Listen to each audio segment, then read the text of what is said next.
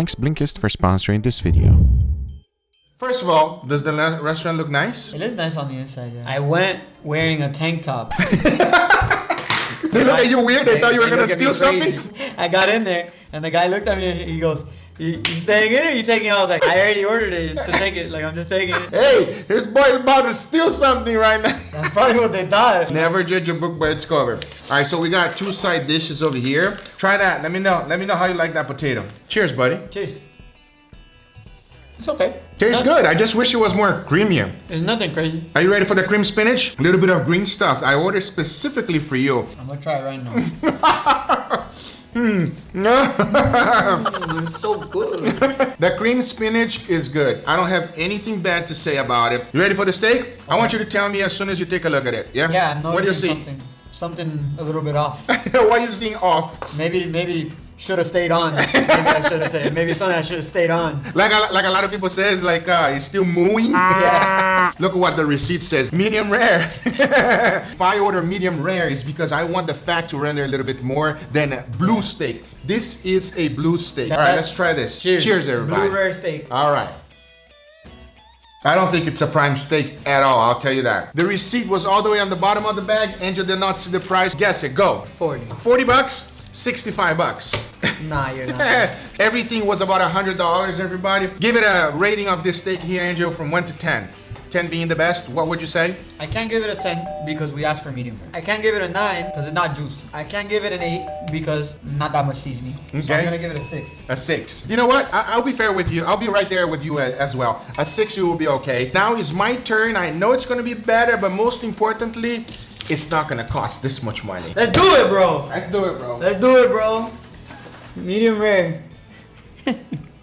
Medium rare, boys.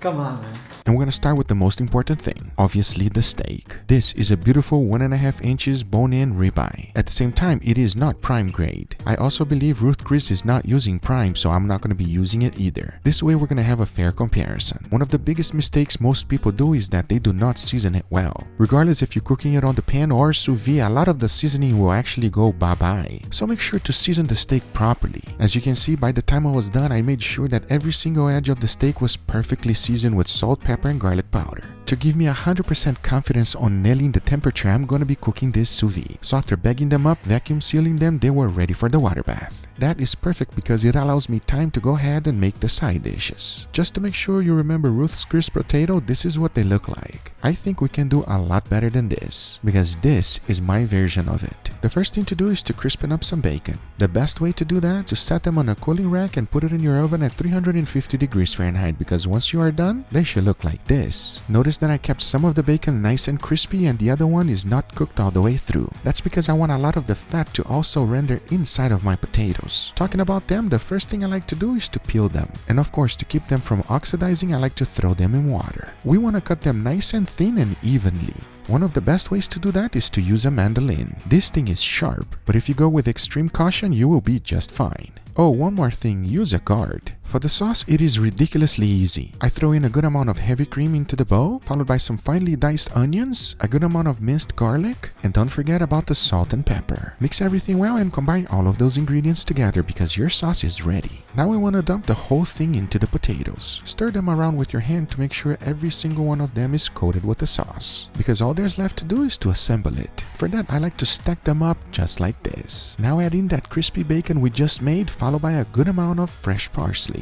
Once that's done, you gotta follow up with another layer of potato and keep repeating. Because once you are done, the only thing left to do is to stick it in the oven. To make sure I'm not gonna get a mess in my oven, I like to put it on a baking tray. Then we wanna throw it in bake at 400 degrees Fahrenheit for 1 hour. Once that time is up, take a look. To finish it off, I like to add a good amount of Parmesan cheese and stick it in the oven in the broiler setting. Once the cheese is nice and golden, it's time to take it off and take a look. That is looking really good. To give nice coloring, I throw in a little bit of chives. And I mean, once I take it out and put it on a plate, take a look at this. That is absolutely delicious. The next side dish we're gonna tackle is the cream spinach. Start by melting a little bit of butter. Then throw in all of your spinach. I know it looks like a lot, but trust me, everything is gonna reduce. To do that, you just gotta put the cover on it. After about 5 minutes, take a look. Now, one of the things you gotta get rid of to make good cream spinach is the water. So make sure you strain it properly. Use a paper towel if needed. It does not matter, just make sure you get it nice and dry. And now for the sauce. I started with a good amount of butter. Once fully melted, throw in some diced onions. Mix it well and cook it for about 2 minutes. You don't want any coloring. Now throw in some minced garlic. The next thing to add is a good amount of flour. You see, we're trying to make something that it's called a roux, and it is quite important to cook that flour quite a bit.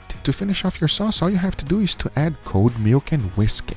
You want to keep adding it nice and slow until you have a nice smooth sauce. And remember, as the temperature heats up, it will get thicker. To finish it up, make sure your spinach is nice and dry. If you want to, you can chop it up a little bit to make it extremely soft. Because once you have done so, the only thing left to do is to throw it back into the pan. For seasoning, I only throw salt and freshly ground black pepper, nothing else. Mix and combine everything together because your cream spinach is done. That is how easy it is to make this. One last thing I highly recommend is a compound butter. In a bowl with some room temperature butter, throw in some parsley. Then finely minced garlic. Mix everything well because that is how easy it is to make a compound butter. If you want to store it, you can always add a little bit of clinch plastic because you want to throw it in the refrigerator, and once you take it out, look, perfect butter for the perfect steaks. Talking about that, the next thing to do is to go ahead and cook them sous vide. I set my sous vide machine at 135 degrees Fahrenheit for 2 hours. That will give me a perfect medium rare steak, and I can guarantee you. Before moving forward, I want to thank the awesome sponsor of today's video, Blinkist. I have millions of things to do and I can never really find the time to read a good book. I'm not a really fast reader, but I do love to learn. So Blinkist is an app that helps you fit reading into your life. Blinkist takes top nonfiction titles and put them into 15 minutes text and audio explainers called Blinks. So you go straight to the point. There's no fluff. You go in, you learn the key points, and boom, big brain. Then you just move into the next blink. There's thousands of titles and 27 categories of the world's best knowledge to choose from. Oh, they also have shortcasts that takes you to the key points of podcasts. Lately, while I do my food prep, I've been diving into the productivity category. I've been listening to Blinks Like Limitless by Jim Quick and Goals by Brian Tracy. You can also get full-length audiobooks, and premium subscribers get a special member pricing up to 65% off the regular retail price. So go try it. The first 100 people to go to Blinkist.com/SousVideEverything are going to get unlimited access for 1 week to try it out. You will also get 25% off if you want the full membership. If you don't love it during the first week, you can cancel at any time. Again, check it out at Blinkist.com/SousVideEverything. Thank you, Blinkist, for sponsoring this video, but now let's get right back to it. All right, everybody, we got everything ready. The only thing left to do is to get the steaks out because, as you know, I cook them to perfection. The steaks are ready, we are hungry, and it's time to take it out. Let's do it.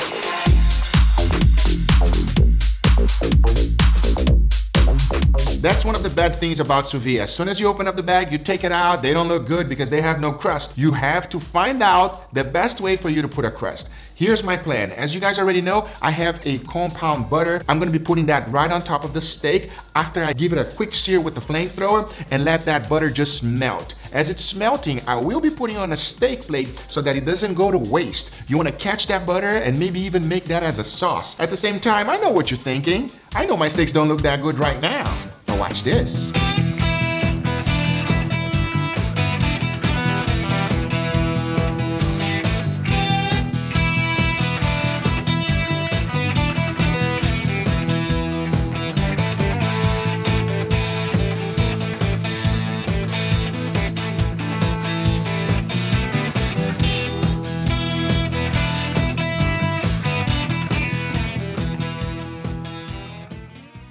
All right, everybody, here we have my take on Ruth Chris. What do you think, Angel? Let's go. Huh?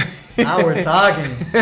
This is $100? Maybe less. A lot less. Come over here. This is, oh, it's steamy hot. This is my take on potato au gratin, everybody, or au gratin, or however you pronounce it. You got a lot more for your buck, and mine even has some bacon. Remember, theirs only had cheese. Okay. But the most important thing we got to judge over here is the $65 steak that they have versus the one I made. This is a medium rare steak, people. This is what it's supposed to look like. I'll try this because I know you're not going to try any of the green stuff while you cut the steak. This is my take on cream spinach. Cheers. I don't want to sound biased, but mine is better. Has a little bit more flavor than the other one. I think with theirs, it was good, like I said, but it was also too soft. I think you might get biased no matter what, but I think you'd probably still beat them anyway. Okay, let's try this. You ready for the steak? All that matters is the steak. You ready for this? Ready for the steak. Cheers, everybody. Oh man. Oh. Oh yeah. Oh. There's a huge difference. This is the type of steak you eat it, you just go. You gotta take that one in. You know what I mean? And here's the deal. You get one, I get one. Oh, we got two. Oh, so we got way more potato. You got all this to yourself. Oh, for my. And we got 2 steaks. Exactly. And I promise you it didn't cost $100. No, it didn't. Cost less. This one's cooked correctly. And it's so much more juicy. Yeah. Like it has way the juicier. juices, man.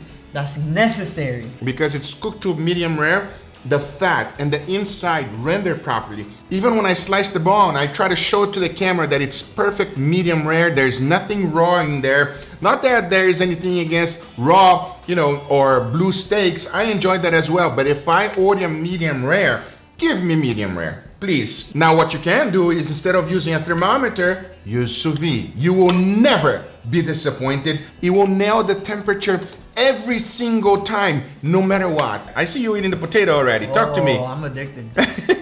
Their potato gratin was, it looked like you put like Kraft cheese on it, man.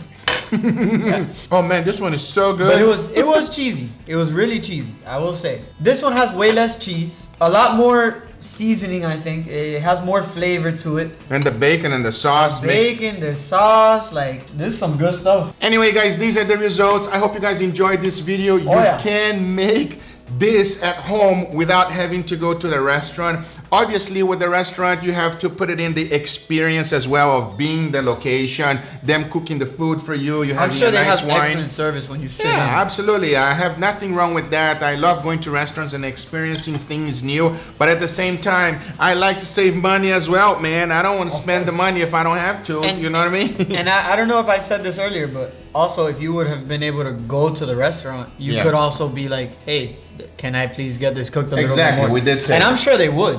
Of course, absolutely. But- They'll fix the steak for you. Of course. Or Yeah. give you a new one completely. But if it's maybe. home delivery, can't fix it, you better fix it yourself. You better make that thing right. I mean, it's not that hard when you Exactly. Anyway guys, these are the results. I hope you guys enjoyed this video. If you do enjoy it, make sure you give it a thumbs up. If you're not a subscriber, be sure to subscribe for future videos. Remember, if you are interested in anything I use, everything is always in the description down below. Thank you so much for watching, and we'll see you guys on the next one. Take care, everybody. Bye-bye.